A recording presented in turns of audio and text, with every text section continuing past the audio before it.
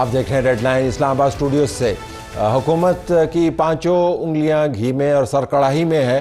شہباز حکومت کی اگر خوشیاں آپ دیکھیں تو خوشیاں بنتی ہیں بادی نظر میں۔ تمام کام ہو گئے ہیں، آج آئینی بینچ بھی بن گیا، جسٹس امین الدین خان اس کی سربراہی کریں گے۔ کل دھڑا دھڑ ترامیم بھی کر دیں، قانون بھی پاس کر دیے، سروسز چیفز کے عہدوں میں اضافہ بھی کر دیا، ججوں کی تعداد میں اضافہ کر دیا۔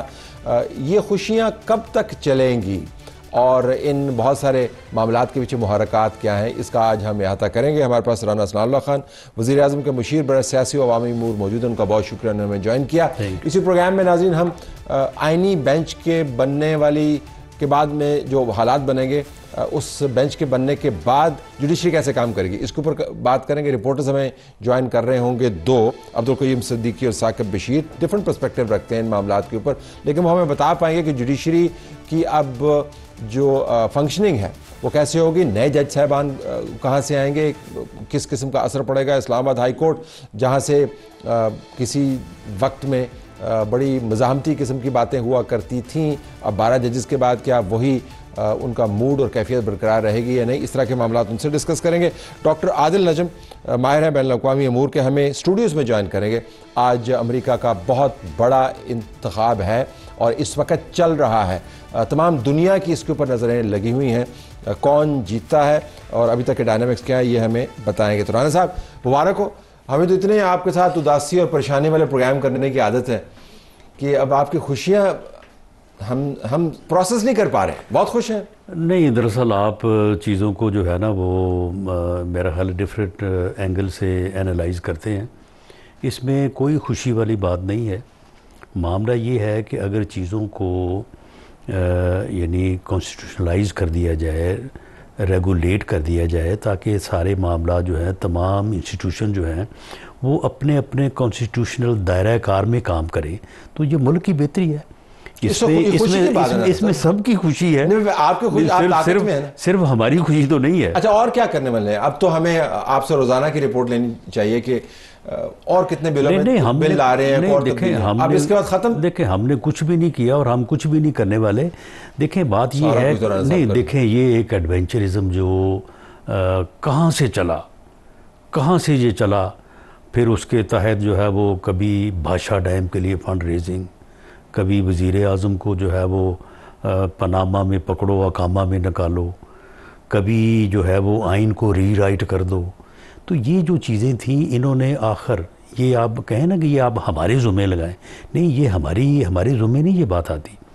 یہ بات اس ایک تسلسل کے ساتھ ایک ایسا ایڈونچرزم جو ہوتا ہی چلا گیا اور بڑھتا ہی چلا گیا، تو پھر بالآخر پارلیمنٹ نے بھی تو اپنے آپ کو اسرٹ کرنا تھا۔ تو اب یہ ختم ہو گیا، ایڈونچرزم کے دروازے بند کر دیے آپ کے خیال میں؟ میرا خیال ہے کہ ویسے تو یہ بات اب نیئر فیوچر میں جا کے یہ پتہ چلے گی، لیکن یہ ایک ایسا راستہ تو ہے یا ایک ایسا طریقہ کار تو ہے کہ پارلیمنٹ کی جو بالادستی ہے اس کو انشور کرنے کی کوشش کی گئی ہے، جو کہ ہونی چاہیے، کانسٹیٹیوشن کی منشا بھی یہی ہے۔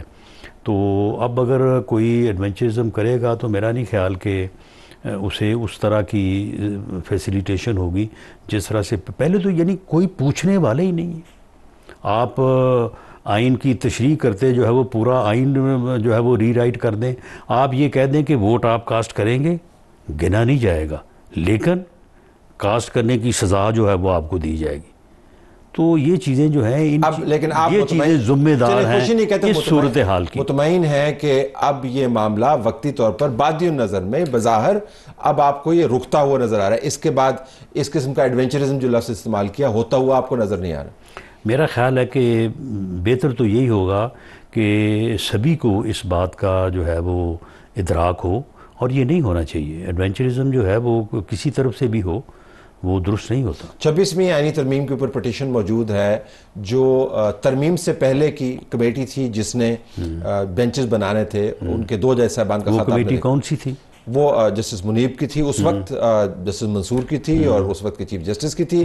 آپ نے کل ترمیم کر دی اس کمیٹی میں نے جب یہ فیصلہ کیا جس کو آپ بیان فرما رہے ہیں، چیف جسٹس نہیں تھے، 2 تھے، تو پھر یہی ایڈونچرزم ہے۔ اب اس کو بند ہو جانا چاہیے۔ اس چیز نے اس ملک کو اس انتہا تک پہنچایا ہے. تو اس وقت بھی تو 2 ممبران تھے, تو پھر انہوں نے تیسرے ممبر کو بیچ میں لا کے تو انہوں نے بینچ تو بنا دیا تھا نا. تو معاملہ یہ ہے کہ اتنے معزز جج صاحبان, اب آپ اس سے اب مجھے بتائیں کہ اس سے آگے کیا ہے؟ یعنی سپریم کورٹ کے جج سے آگے بھی کوئی اور جو ہے وہ کوئی اعلیٰ عرفہ عظیم پوزیشن ہے کوئی عظمت والی, عزت والی؟ سروسز چیفز چلیں, لیکن میرا نہیں خیال کہ وہ بھی اتنی رسپیکٹ جو ہے وہ کمانڈ کرتے ہوں جتنی رسپیکٹ جو ہے وہ چیف جسٹس آف پاکستان اور دی جج آف دی سپریم کورٹ کرتا ہے. تو یا کہ یہ کوئی طریقہ کیا کیا انہوں نے یہی کہا ہے کہ ہم نے کمیٹی کا اجلاس بلایا, آپ اس کا نہیں, انہوں نے آئین کا آرٹیکل 239 آج تک نہیں پڑھا. اسے پڑھ لینا. یہ پٹیشن لائی نہیں کرتی. اس پٹیشن کے لیے وہ بینچ کیوں بنانے میں اتنی جو ہے وہ عجلت اور اتنی پریشانی میں کیوں ہے؟ وہ یہی کچھ ہوتا رہا ہے پہلے یہاں پہ. تو اب آپ نے اس کو بطور ایویڈنس لیا ہے کہ اب کوشش کی لیکن کوشش ناکام ہوئی. ناکام تو خیر میں نہیں کہوں گا, لیکن اب اگر وہ پٹیشن سنی بھی جانی ہے وہ تو وہ سنی نہیں جانی چاہیے. اس کی دائری کے اوپر ہی اعتراض آنا چاہیے کہ یہ کانسٹیٹیوشن سے مطابقت نہیں رکھتی. پارلیمنٹ نے اگر ایک امینڈمنٹ کی ہے کانسٹیٹیوشن میں تو آرٹیکل 239 کے اوپر بہت واضح ہے کہ اس کے اوپر کوئی جورسڈکشن جو ہے وہ کسی بھی انلیس کہ آئین کا ڈھانچہ تبدیل کرنے کی کوشش ہو. نہیں, یہ بھی نہیں لکھا وہاں پہ. یہ لکھا نہیں ہوا, بار نہیں ہے, بار نہیں ہے. پھر انلیس کہاں سے آ گیا؟ انلیس اس وجہ سے کہ اگر انکار بھی نہیں ہے. نہیں تو انکار اگر نہیں ہے تو پھر انلیس نہیں نہ آتا. اقرار بھی نہیں ہے. نہیں, وہاں پہ یہ نہیں لکھا. نہیں, میں کوٹ نہیں کر رہا ہوں, میں آپ کو بتا رہا ہوں کہ اگر کوشش یہ ہو کہ آئین کے ڈھانچے کو تبدیل کیا جو پٹیشن کا حصہ ہے تو پھر آپ فرض کر لیں گے کہ آئین کے ڈھانچے کو تبدیل کیا گیا ہے. اسی کو روکنے کے لیے آرٹیکل 239 میں بڑی وضاحت سے ہے کہ وٹس ایور کوئی جو ہے وہ اس کو چیلنج نہیں کر سکتا. اچھا, یہ اب 34 جج کہاں سے لائیں گے؟ 34 جج کہاں سے؟ کوئی ضروری نہیں 34 جج لانا. آپ 4 لے ہیں, میکسیمم ہے یہ تو اپ ٹو ہے نا. ٹھیک ہے, یہ تو اپ ٹو ہے. اب اگر آپ نے لانے ہیں 4 لے ہیں, 2 لے ہیں, لیکن کم از کم آپ کو جو ہے وہ 8 یا 4 تو لانے ہوں گے.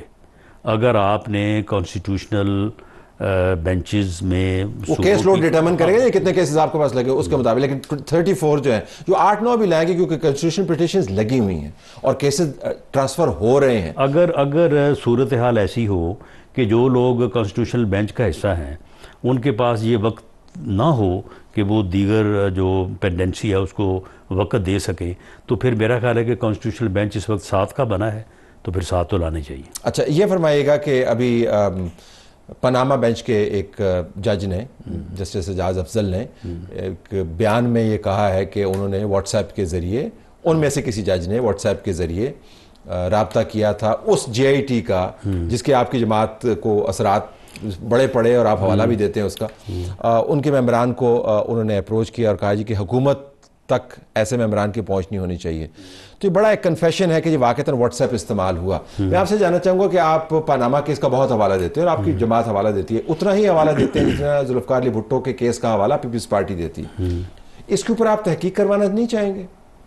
نہیں جاننا چاہیں گے کہ پاناما کا معاملہ کس طریقے سے چلا, کس نے کیا کیا, کیونکہ یہ تو بہت بڑا آئینی معاملہ ہے کہ نہیں؟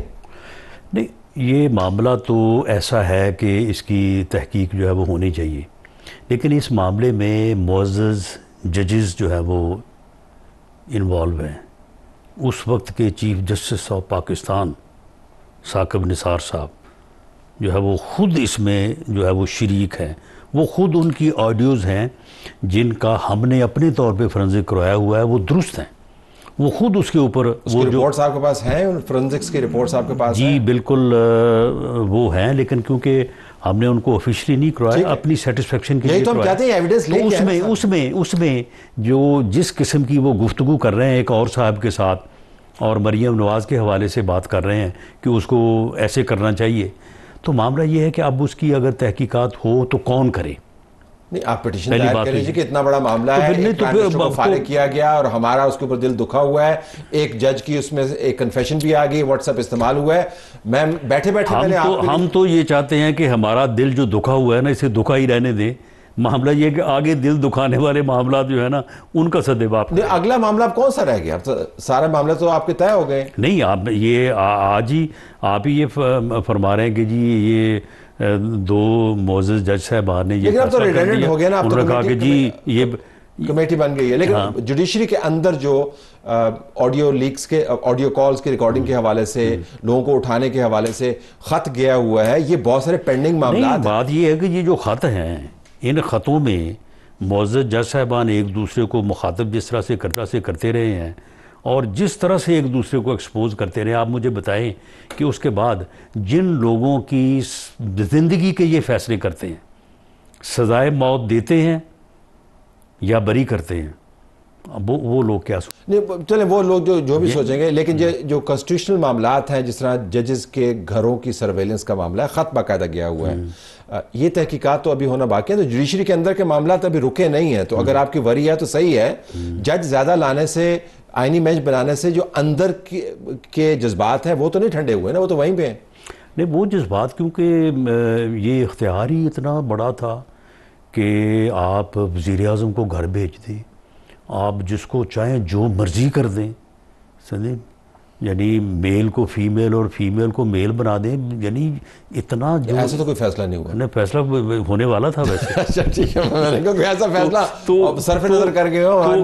تو ایسے جب ہمارے کیمرامین کو تشویش لاحق ہو گئی ہے کہ جی آپ کو پتہ کیوں نہیں چلا. تو یہ جو اختیارات تھے ان اختیارات کا پھر جو ہے وہ یہی جو ہے وہ کچھ سامنے آنا تھا جو یہ خطوں کی صورت میں سامنے آتا. اچھا یہ بھی بتا دیں کہ سروسز چیفز کے عہدے میں 2 سال کے اضافے کی کیا وجوہات؟ دیکھیں یہ اب سروسز چیف کا جو عہدہ ہے یہ اب 3+3 ہو گیا تھا. ٹھیک. اب یعنی اگر ایک چیف ہوتا ہے تو وہ اگر 3+3 نہیں ہوتا تو پھر لوگ کہیں کہ پنجاب یہ کیسے صاحب تھے. تو اس میں اضافہ کر کے میں سمجھتا ہوں کہ یہ ٹرم جو ہے یہ شفیسنٹ ہے. اور دوسرا یہ ہے کہ 2 سال بعد ہی ملک جس قسم کی صورتحال سے 2-4 ہو جاتا تھا، یعنی آپ مجھے بتائیں کہ جس سال میں جب وہ سال شروع ہوتا تھا جس سال میں آرمی چیف کی تعیناتی ہونی تھی اس میں پھر کیا کچھ ہوتا ہے. یعنی نومبر 21 کے بعد نومبر 22 میں موجودہ آرمی چیف کی تعیناتی ہونی تھی. اس سال میں لانگ مارچز، شارٹ مارچز، گراؤ، کیا کچھ نہیں ہوا. اخیر پھر جو ہے وہ راولپنڈی میں انسانوں کا سمندر لانے کی جو ہے وہ تیاری ہوئی. کیا تھا وہ سارا کچھ یہی تھا. اس رد عمل تو میں آپ نے یہ سوچا کہ معاملہ یہ ہے کہ اگلے سال ہم دوبارہ سے یہ مدعا دیکھیں 5 سال کر دیں. تو میرا خیال ہے کہ چلیں کوئی 4 سال تو سکون ملے گا نا. اگر سکون حاصل کرنے کے لیے نہیں سکون نہیں مثال کے طور پہ یعنی اگر یہ اس قسم کی صورتحال پیدا ہونی ہے تو اول تو ہونی نہیں چاہیے. لیکن اگر معاملات اس طرح کے سے ہوتے ہیں جو کہ بدقسمتی سے ہوئے اور کسی ایک لیڈر کے یہ ذہن کی اختراع تھی اور اس نے جو ہے وہ اس کو ایسا کیا جس سے میں سمجھتا ہوں کہ انسٹیٹیوشن کو بھی اگر نقصان نہیں پہنچا تو کم از کم ابہام ضرور ہوا اور پولیٹیکلی بھی یہ ساری صورتحال بنی. تو اس لیے یہ 3+3 کی بجائے اگر یہ 3+3 کیوں کہہ رہے ہیں؟ سارا 3+3 نہیں. دیکھیں باجوہ صاحب 3+3 نہیں ہوئے. آپ اگر نہ دیں اس سے پہلے بھی معاملہ یہ ہے کہ یہ جل کیانی کا ہوا، جل باجوہ کا ہوا. نہیں اس سے پہلے راہیل شریف بھی ہو سکتا تھا اگر ان کو دوسرے معاملات نہ ہوتے. اس سے پہلے جو ہے وہ 11 سال بھی ہوئے ہیں. لیکن وہ آئینی نہیں تھا. 9 سال بھی ہوئے. ڈیفرنس بینگ کہ آپ نے اپروو کر کے قانون میں ترمیم کر کے اگر وہ آئینی کیسے نہیں تھا وہ بعد میں پارلیمنٹ نے جو کچھ ہوا تھا اس کو سارے جس طریقے سے کروایا گیا اس کو آئینی تو نہ کہنا. آپ کو پتہ کس طرح کروایا گیا تھا. تو پھر بات یہ ہے کہ اس طرح سے کروانے سے بہتر ہے کہ آپ نے پہلے 5 سال کہ آپ اس چیز کو ریگولرائز کریں. اور میں سمجھتا ہوں کہ یہ ایک ایسا ٹینیور ہے کہ اسے 3+3 کی ضرورت نہیں پڑے گی. اور اس لحاظ سے اگر آپ دیکھیں تو یہ 1 سال کم ہوا ہے. کس طرح کم ہوا ہے؟ 3+3 6 بنتا ہے تو یہ 5 ہے. لیکن یہ 5 کا ایک ٹینیور ہے رانا صاحب, یہ 5 جمع 5 10 سال بنتا ہے. نہیں, میرا خیال ہے کہ یہ سفیشینٹ ہے. لیکن آپ کے خیال میں سفیشینٹ ہے نا جی, نہیں, ایکسٹینشن کا دروازہ تو نہیں بند ہوا. لیکن وہ خیر کیونکہ ایک حساسیت اور ایک ایمرجنسی صورتحال اس عہدے سے ہے کہ خدا نہ خواستہ کوئی ایسے حالات پیدا ہو جائیں, لیکن میرا نہیں خیال کہ آفٹر 5 ایئر. لہٰذا آپ پلیز 3+3 والا آرگومنٹ نہ کریں, وہ ٹینیور پلس ایکسٹینشن ہے. یہ ٹینیور پلس ایکسٹینشن از 10 ایئرس. آپ نے ماشاءاللہ 5 سال زیادہ. لیکن ایسا ہوگا نہیں. آپ کو کس طرح پتا؟ اگر یہ سفیشینٹ ہے. نہیں, آپ کے خیال میں سفیشینٹ ہے. میں صرف یہ گزارش کر رہا ہوں کہ پاکستان میں حالات تبدیل ہوتے چلیں, اس کے اوپر بات ہو سکتی ہے. 3 سال نہیں, ہم نہیں کہتے آپ بے شک اس کے اوپر نہیں, آپ دیکھیں نا, یہ اپوزیشن جو ہے یہ اب ادھر ادھر آگے پروگراموں میں بڑی آواز اٹھا رہی ہے. یہ کیوں نکل گئے وہاں پہ؟ یہ وہاں پہ جا کے امینڈمنٹ موو کرتے ہیں.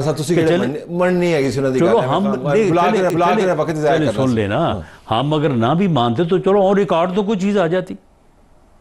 کیوں نہیں کیا انہوں نے ایسا؟ اچھا, وہ انہوں نے نہیں کیا, لیکن آپ نے بھی. اچھا, میں آپ کو امپلیکیشنز کی طرف اشارہ کرنا چاہتا ہوں. پاکستان میں حالات تبدیل ہو سکتے ہیں. جن افراد کا ذکر کیا, جن میں سے ایک کا کورٹ مارشل ہو رہا ہے اور ایک جو پرائم منسٹر ایکس ہے وہ اڈیالہ میں بیٹھا ہوا ہے, اگر اس قسم کے حالات بنے تو وہ جب بندہ آپ لگائیں گے اس قسم کا کوئی سیاستدان, تو پھر وہ 5 سال رہے گا. اور اگر آپ اس وقت ان دانتوں کے نیچے آئے ہوئے تو پھر آپ کو یاد آئے گا کہ اگر ہم نے 5 سال کر کے زیادتی کی. میں پھر اسی بات کا حوالہ دوں گا کہ یہ تو پھر ہماری قومی بدقسمتی ہے کہ جس طرح سے میں نے بات کی کہ سپریم کورٹ جو آدمی اس لیول پہ اللہ تعالیٰ اس کو پہنچائے اور وہ خود پہنچے اپنی قابلیت کی بنیاد کے اوپر یا خدا تعالیٰ کی دیوی صلاحیتوں کی بنیاد کے اوپر, تو ادھر بھی لیفٹیننٹ جنرل تک پہنچنا کوئی آسان کام تو نہیں. تو وہاں پہ بھی اگر کوئی بندے کی نیت یہ ہے فی الحال حالات تو یہ پھر بدقسمتی ہے. اس طرح نہیں ہونے کا آپ یہ فرما رہے ہیں, اس ٹینیور میں ایسا نہیں ہونے کا. ذرا کوئکلی, آپ نے, میں نے دیکھا تھا بشرا بی بی کے بارے میں بیان دیا تھا کوئی ڈیل انوالو نہیں ہے, باوجود اس کے کہ ہر مرتبہ جب کے پی کا چیف منسٹر یہاں سے ہو کے جاتا ہے تو آپ کہتے ہیں ڈیل کے ذریعے جاتے ہیں. تو آپ ہمیں بتا رہے ہیں کہ بشرا کا جیل سے نکلنا اور پھر پشاور چلے جانا, پھر لاہور چلے جانا, پھر ان کی گاڑی جو ہے وہ عدالت کے سامنے پروٹوکول کے ساتھ نکل, اس میں کوئی ڈیل انوالو نہیں ہے, کوئی انڈرسٹینڈنگ انوالو نہیں ہے.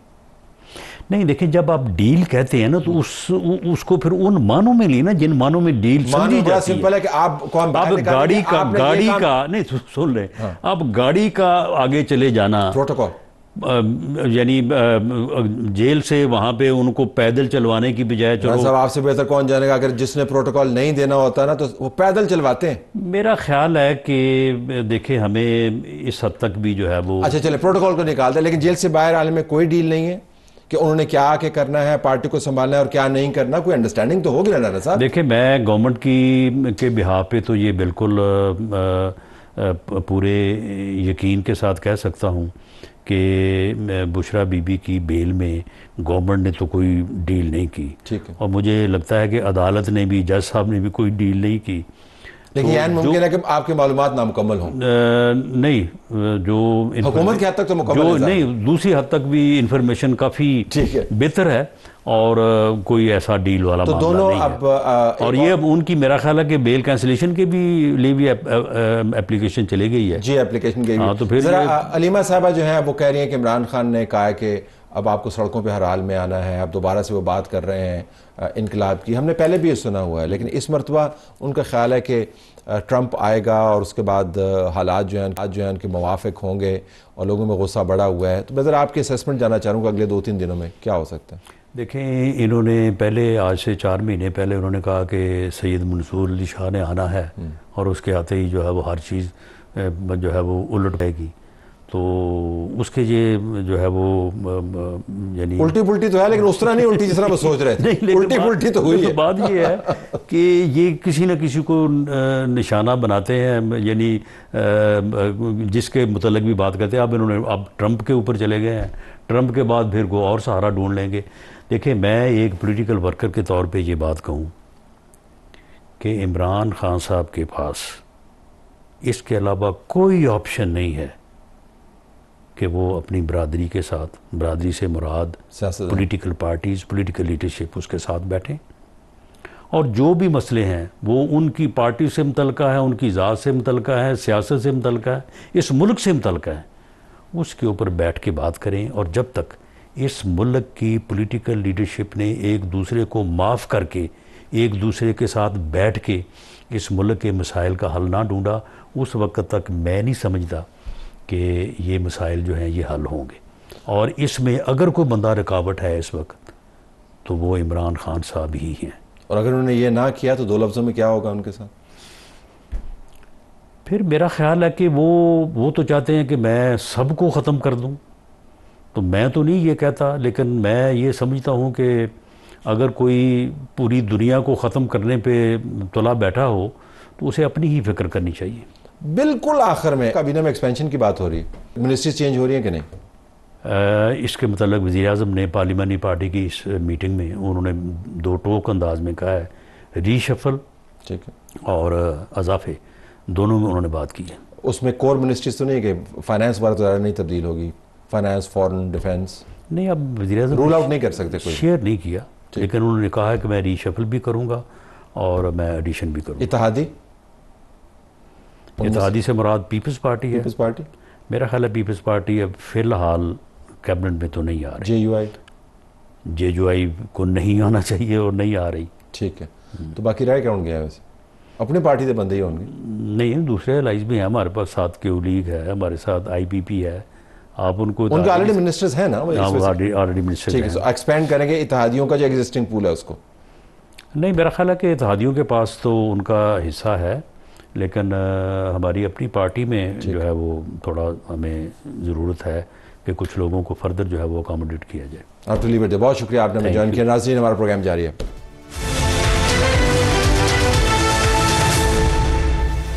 پاکستان کے اندر آج آئینی اور عدالتی تاریخ رقم ہو گئی. 26ویں آئینی ترمیم کے تحت آئینی بینچ اب بن گیا ہے. جسٹس امین الدین خان اس کو ہیڈ کریں گے. 7 رکنی یہ بینچ ہے. اب عدالت کام کیسے کرے گی؟ کچھ ابہام بھی ہے، معلومات کا فقدان بھی ہے، بحث بڑی ہوتی ہے کہ بننا چاہیے تھا یا نہیں. اب تو بن گیا. اب اگر بن گیا تو اب عدالتی معاملات کیسے چلیں گے؟ جو ویل انفارمڈ صحافی ہیں دونوں ہمارے پاس موجود ہیں. عبدالقیوم صدیقی صاحب، نمائندہ جیو نیوز، اور 92 نیوز کے ریپرزینٹیو اور نمائندہ ثاقب بشیر، دونوں ہمارے پاس موجود ہیں. آپ دونوں کا بہت شکریہ.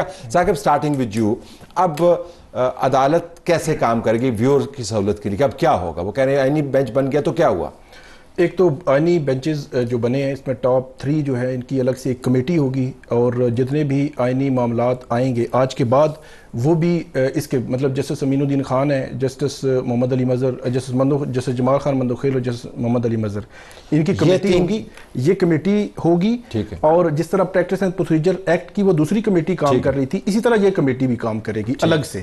اور جتنے بھی آئینی کانسٹیٹیوشنل میٹرز جتنے بھی آئیں گے سپریم کورٹ میں وہ ان کے پاس آئیں گے. اس کے آگے ڈسٹریبیوشن یہ کریں گے. بینچز جو 7 ججز ہیں انہی میں سے کانسٹیٹیوشنل بینچز اگر 5 کا بنانا ہے یا 7 کا بنانا ہے کہ وہ یہ بنائیں گے. کب کیس لگنا ہے وہ یہ طے کریں گے. اسی طرح ماضی میں بھی جتنے بھی کانسٹیٹیوشنل میٹر ابھی پینڈنگ ہیں وہ بھی سارے جو ہے وہ ان کو یہ دیکھیں گے کہ اب فیوچر میں ان کو کب کہاں کس بینچ پہ. اچھا ہوا آپ نے یہ لفظ استعمال کر دیجیے، پینڈنگ ہے. قیوم ذرا یہ بتائیے گا ناظرین کی سہولت کے لیے کہ کون سے کیسز کس طریقے سے ٹرانسفر ہوں گے اس بینچ کو، اور اس کا تعین کون کرے گا کہ یہ آئینی پٹیشن ہے یا عام پٹیشن؟ جی، ابھی جیسے یہ کہہ رہے تھے، اور جو اب پریکٹس اینڈ پروسیجر ایکٹ جو امینڈڈ آیا ہے، نیا آیا ہے 2024، کیونکہ 2023 تو جو ہے وہ ریپیل ہو گیا جبکہ نیا قانون آ گیا. تو اب اس میں جو ہے اس کی کمپوزیشن اس طرح سے ہے کہ چیف جسٹس ہوں گے، سینئر موسٹ جج ہوں گے، اور کانسٹیٹیوشنل بینچ کے جو ہیڈ ہیں وہ جسٹس امین الدین خان. آسانی کے لیے کہ justice Yahya Afridi chief justice Pakistan, justice Mansoor Ali Shah اور جسٹس امین الدین. اب اس میں اگر کوئی جج نہیں بیٹھتا ہے تو چیف جسٹس کا اختیار ہوگا کہ کسی اور جو ہیں نیکسٹ ان لائن جو ہوگا وہ سینیورٹی کے پرنسپل کے مطابق ہوگا یا کوئی اور جج اس کو وہ کریں گے. اب یہ جو 3 رکنی کمیٹی ہے اس کا اجلاس ابھی جیسا کہ جسٹس منصور علی شاہ اور منیب اختر صاحب کا خط آیا کہ جناب ہم نے کمیٹی کا اجلاس بلا لیا، چیف جسٹس نے اس کو نہیں بلایا تھا، اور پھر یہ کل کی ترمیم سے پہلے کی بات ہے، 31 کو وہ یہ کب ہوا؟ 31 جی. کہا یہ جا رہا ہے اب پھر وہ 4 نومبر کی اس خط کے اوپر ہے. لیکن ہوا کمیٹی کا انہوں نے خط لکھ دیا کہ ہم نے 26ویں آئینی ترمیم کی پٹیشن لگائی تھی. وہ قانون تھا کہ اس میں چیف جسٹس یا ججز کی میجورٹی جو ہے جب تک رولز نہیں بنتے ہیں تو وہ تو اب تو وہ بالکل یکسر تبدیل ہو گیا. اب یہ کمیٹی جو ہے یہ کمیٹی 3 چیف جسٹس اجلاس بلائیں گے اور یہ 3 جج صاحبان جو ہیں یہ فیصلہ کریں گے کہ آئینی بینچ کو کون سے کیسز جائیں گے اور جو نارمل کیس ہیں وہ کہاں جائیں گے. اور ان تینوں کو جو ہے وہ اس کی ریزننگ دینی ہوگی کہ یہ 3 جج صاحبان ریزننگ دیں گے کہ یہ آئینی مقدمہ ہے اور یہ ایک ریگولر مقدمہ ہے. تو وہ ریگولر جو ہیں وہ ظاہر تو آٹومیٹک ٹرانسفر تو پھر کیا ہوئی؟ آٹومیٹک ٹرانسفر تو کوئی نہ ہوئی. اس میں جو مجھے جو سمجھ آئی کیونکہ کل جو پریکٹس اینڈ پروسیجر ایکٹ آیا ہے اس میں جو تبدیلی ہوئی ہے میری سمجھ کے مطابق آئینی مقدمہ ہے یا نارمل کورٹ میں جانا ہے یہ ڈیسائیڈ کرے گی دوسری کمیٹی جو آئینی بینچز کی کمیٹی ہے, نہ کہ chief justice justice Mansoor Ali شاہ جسٹس امین والی کمیٹی, بلکہ جسٹس امین, جسٹس جمال خان مندوخیل, محمد علی مظہر, ان کی کمیٹی یہ ڈیسائیڈ کرے گی کہ یہ آئینی معاملہ ہے یا سادہ کسی بینچ میں جانا ہے. یہ جو لیکن جب ان کے سامنے کوئی مدعا ہے ہی نہیں تو وہ اس کے اوپر کیسے ریفلیکٹ کر سکتے ہیں کہ یہ آئینی ہے یا نہیں؟ نہیں, وہ تو کسی کورٹ میں بھی فار ایگزامپل کل ایک بینچ میں کیس لگا ہوا ہے, اس میں ایک وکیل صاحب کہتے ہیں کہ یہ جو آئینی معاملہ ہے, دوسرے کہتے ہیں نہیں یہ تو اس میں کوئی ایسی میٹر ہی نہیں ہے. تو وہ جو جج ہوں گے پریزائڈنگ جج وہ بھیج سکتے ہیں آئینی بینچ کو, آئینی بینچ کی کمیٹی کو, بینچز کی کمیٹی کو کہ آپ دیکھیں کہ یہ آئینی بینچز میں جائے گا یا عمومی معیار کیا ہوگا, ذرا قیوم اس کے اوپر بتائیے گا. عمومی معیار عام لوگوں کے سمجھ کے لیے کہ آئینی اور نان آئینی کیا ہے, وہ عمومی معیار کیا ہے؟ اب یہ دیکھیں کہ ظاہر ہے یہ قانون کا معاملہ ہے تو مختلف جورسڈکشنز ہیں. ایک 199 کی ہے کہ جو رٹ ہوتی ہے کسی بھی اس میں, ایک 185 کی ہے, ایک 184(3) کی ہے. اب یہ جو ہے جو جورسڈکشنز ہیں کہ عوامی مقدمہ یا عوامی مفاد کا مقدمہ جو ہے وہ ہوگا وہ آئینی بینچ کو جائے گا. ٹھیک ہے, کیونکہ اس کی ایک جورسڈکشن انہوں نے کہہ دی کہ یہ 184(3) کا مقدمہ ہوگا اور دوسرا 185 کا اور 186. اور ہم نے تحریر میں لکھنا ہے کہ آپ کیوں کہہ رہے ہیں, یہ لکھنا بھی ہے نا. جی بالکل. اب یہ جو ہے یہ بڑی واضح ہے اور یہ ایک نارمل اس میں آ جاتا ہے کہ 199 میں جو اگر قانون کی کسی کی تشریح کا معاملہ ہے تو اس کی اپیل آئینی بینچ کے اندر جائے. ٹھیک ہو گیا. تو یہ ایک وہ اس میں نارمل نہیں سنے گا. ہاں البتہ جو سول کیسز ہیں دوسرے تیسرے. اچھا, اب دو اور ایشوز ہیں اس کے اوپر, میں عوام کی معلومات کے لیے اور اپنی سمجھ کے لیے بھی. ہم نے بہت سنا ہے جی کہ فل کورٹ, یہ جو جس خط کا آپ نے ذکر کیا جو تحریر کیا جسٹس منیب نے اور جسٹس منصور علی شاہ نے, اس کے اندر بھی فل کورٹ کا ہی ذکر کیا گیا تھا کہ ہم نے یہ مانا. اب ان 2 قسم کی کورٹس کے بننے کے بعد فل کورٹ کا کیا تصور ہے؟ مطلب will these 16 judges sit somewhere? اچھا, پاسبل ہے یا نہیں؟ اس میں جو آئینی جو ترمیم ہوئی ہے اس میں یہ لکھا گیا ہے کہ not less than 5, کہ کم سے کم 5 ججز کا جو بینچ ہوگا, اور بینچز کہا گیا ہے. تو میری سمجھ کے مطابق وہاں پہ یہ نہیں لکھا ہوا کہ فار ایگزامپل سپریم کورٹ میں اس وقت 16 ججز ہیں تو ان کو جوڈیشل کمیشن آئینی بینچ ڈکلیئر نہیں کر سکتا. یہ کہیں نہیں لکھا ہوا کہ ڈکلیئر نہیں کر سکتا. فار ایگزامپل جوڈیشل کمیشن بیٹھا, انہوں نے کہا کہ وہ ڈٹرمن بھی کر سکتے ہیں, تبدیلی بھی کر سکتے ہیں وقتاً فوقتاً, اور یہ کہیں نہیں لکھا ہوا. تو اس لیے میری جو سمجھ کے مطابق اب full court supreme court side پہ تو نہیں ہوگی, لیکن اگر جوڈیشل کمیشن بیٹھے اور اس میں کوئی کنسنسس آ جائے یا زیادہ ووٹ چلے جائیں کہ آپ 16 ججز کو فل کورٹ ڈکلیئر کر دیں, کیونکہ سب سے بڑا آئینی ترمیم ہی چیلنج ہوئی ہے. اب ان کو کس نے سننا ہے؟ پہلی بات تو یہ ہے کہ بیبی یہ 7 جو لارجر بینچ بنا ہے 7 ججز کا, یہی سن لیں. اب اس میں بھی کیوں کہہ رہے ہیں نہیں سننا, آئینی معاملہ نہیں, ایک اور ایشو ہے نا. اب اس میں آئینی ترمیم کو چیلنج کیا ہوا ہے, یہ خود سارے بینیفیشری ہیں, مطلب جسٹس امین ہے یا باقی جتنے بھی اس میں, کیونکہ آئینی ترمیم کے تحت آئے ہیں. تو اس میں فیئرنیس اور شفافیت کا تقاضا تو یہی ہے کہ سارے جج بیٹھ کے فیئرنیس اور شفافیت کو ٹچ سٹون بنا کے جو ریکوائرمنٹ ہے اس کو نہیں تبدیل کر سکتے. نہیں, میں یہ کہہ رہا ہوں کہ معاملہ جوڈیشل کمیشن کے پاس ہے, از خود نہیں. ایک منٹ ٹھہر جائیں. اس سے پہلے کیا ہوتا تھا, جو پریکٹس اینڈ پروسیجر ایکٹ ہے اس کے نیچے 5 رکنی لارجر بینچ ہی بنا تھا کہ آئینی معاملہ وہی سنے گا. اور یہ سٹینڈرڈ پریکٹس ہے کہ جب معاملہ ایک آئینی بینچ ہے وہ 5 رکنی بیٹھے گا. اب وہ دیکھتا ہے کہ جو یہ آئینی نقطہ ہے, جیسے آئینی ترمیم کی یہ بات کر رہے ہیں کہ فرض کریں کہ جو 26ویں آئینی ترمیم ہے اس کے حوالے سے, اب ہم یہ دیکھتے ہیں کہ جو ہمارا ماضی کا جورسپروڈنس ہے اس میں لاسٹ کیس ہے ایک ایسا جس کے اندر بیسک سٹرکچر اور وہ سارا طے کیا تھا 8 رکنی بینچ نے اور 6 جج صاحبان نے جو ہے اس کو اسٹرائک ڈاؤن کیا تھا، 3 نے کہا تھا ہم دیکھ ہی نہیں سکتے. تو ابھی بھی اگر آپ نے دیکھا ہو جو مخصوص نشستوں کا کیس ہے، بینچ نے کہا کہ یہ larger bench matter of interpretation ہے، اس کو لارجر بینچ بنانا چاہیے. تو جب یہ 5 رکنی بینچ کے سامنے آئے گا مقدمہ اور وہ دیکھے گا کہ اس کے اندر جو آئینی نقطہ ہے اس کی تشریح کا معاملہ جو ہے اس کے لیے فل کورٹ چاہیے یا 9 رکنی بینچ چاہیے، وہ جو ہے وہ ایک جوڈیشل آرڈر پاس کرے گا جیسا کہ ماضی میں بھی ہوتا رہا اور وہ اس کمیٹی کو بھجوا لے گا، لیکن یہ کمیٹی پروسیجر کے ذریعے چلے گا. جی پروسیجر کے بغیر اختیار نہیں ہوگا کہ وکلا نے ڈیمانڈ کی تو آپ نے کر دیا، سیاستدان نے ڈیمانڈ کی تو آپ نے کر دیا، صحافی نے ڈیمانڈ کی تو آپ نے کر دیا. بالکل نہیں ہو سکتا جوڈیشل، اور نہ ہی چیف جسٹس آف پاکستان کی ڈسکریشن ہے. اس میں ایک اور ایشو بھی ہے کہ جہاں سے یہ پھڈا شروع ہوا مخصوص نشستوں کا فیصلہ، اب وہ 8 ججز نے سنا، 13 ججز تھے تو 8 ججز اکثریتی فیصلہ ہے، تو انہوں نے نظر ثانی جو ہے وہ کرنی تھی. اب جو ہے وہ نظر ثانی وہ کون کرے گا؟ کیا وہی 8 ججز کریں گے جو سپریم کورٹ پہ موجود ہیں؟ چلے وہ تو ٹیکنیکل معاملات جو ہے نہیں وہ بہت بڑا ایشو ہے، بہت بڑا ایشو ہے، جیسے بہت آسان ایشو ہے، اس میں کوئی بڑے اس کی بات نہیں ہے. پہلی بات تو یہ کہ 185 کی ایک جو کانسٹیٹیوشنل جورسڈکشن ہے وہ آئینی بینچ کی ہے. اچھا یہ 7 رکنی بینچ ہے، اس کے سامنے جو ہے وہ مقدمہ فکس ہوتا ہے، تو وہ کہتے ہیں کہ جناب اس کے اوپر ریویو ہے، گو کہ یہ انیمیٹ کر رہا ہے 199 185 سے 188 کے اندر، تو لہٰذا اس کے لیے فل کورٹ بنے گی. اب فل کورٹ کی تعریف کیا ہوتی ہے؟ وہی میں جانا چاہتا ہوں. فل کورٹ کی تعریف وہی ہوگی جو اس وقت موجود جج صاحبان ہوں، موجود جج صاحبان، تو وہی فل کورٹ ہوگی اس وقت، کیونکہ اس میں نہیں ہو سکتا ہے. تو لہٰذا وہ دیکھیں گے کہ ہاں اگر ریویو کے اندر فیصلہ ٹرن ڈاؤن ہو سکتا ہے یا نہیں ہو سکتا ہے، اس کے لیے کتنا بینچ چاہیے، تو وہ جوڈیشل جو کانسٹیٹیوشنل بینچ ہے وہ ایک آرڈر پاس کرے. بالکل آخر میں 10 سیکنڈز ایچ. اس وقت پاکستان کے سیاسی اور آئینی تناظر کے پیش نظر یہ جانتے ہوئے اور مانتے ہوئے کہ آئینی معاملات کے ذریعے ہم نے سیاسی معاملات کو کیسے الجھایا اور سلجھانے کی کوشش کی اور مزید الجھایا اور طاقت کا منبع اور مخرج جو ہے کیسز آئینی ہی رہے ہیں.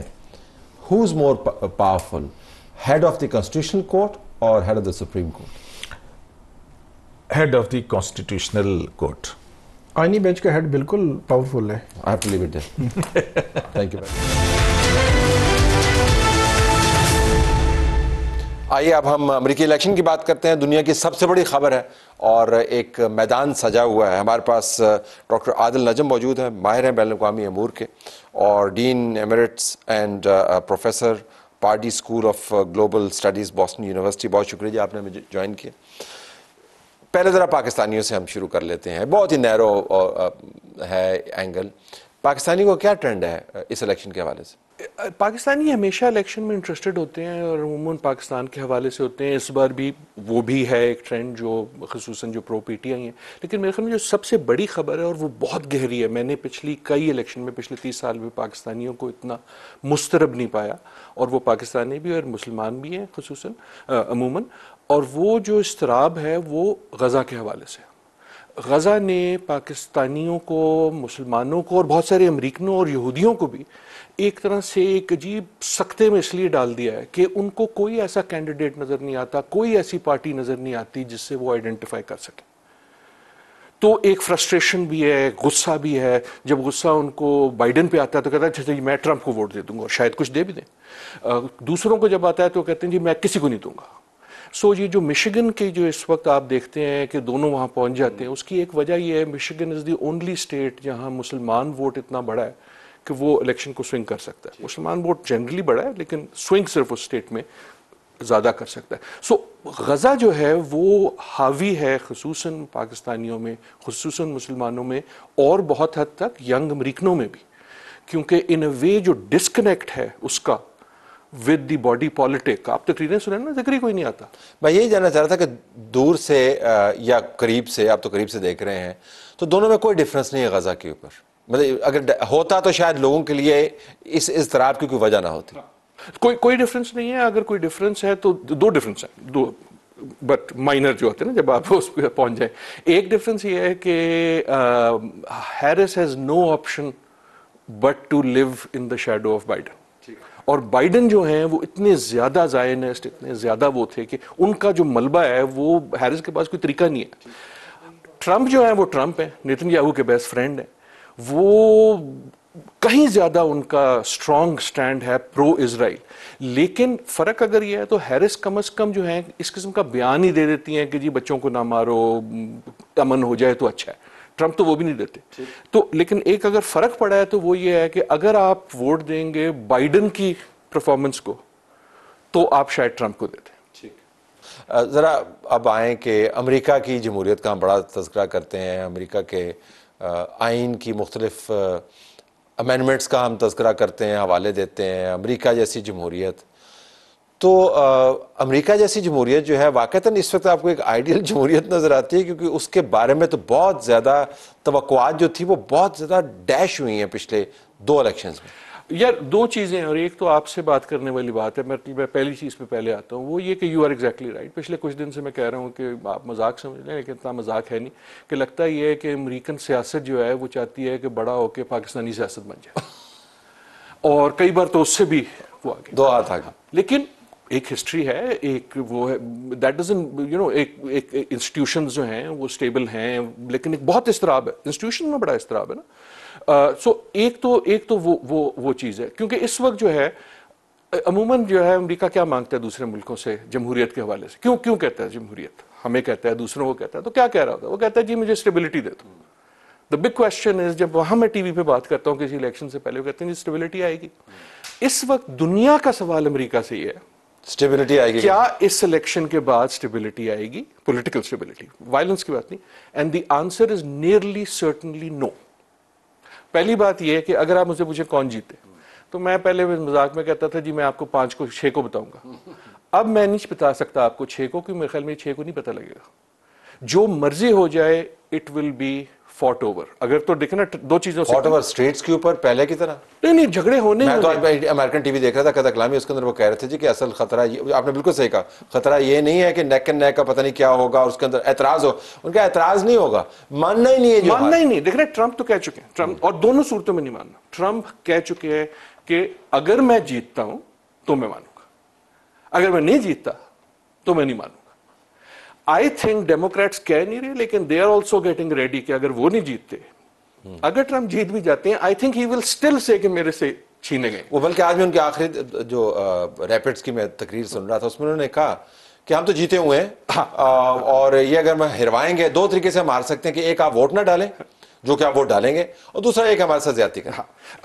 بہت ساری اسٹیٹس میں جو بیوروکریٹک ہے، آپ کو اگر یاد ہو گور والی الیکشن وہ جو ہوتے ہیں نا، چھوٹے ادارے بڑے ہو گئے تھے، جارجیا وغیرہ میں ان کو سٹیک کر دیا گیا. اچھا دوسرا طریقہ یہ ہے، لیٹس سے کہ ٹرمپ جیت جاتے، پھر اسٹیبلٹی آ جائے گی.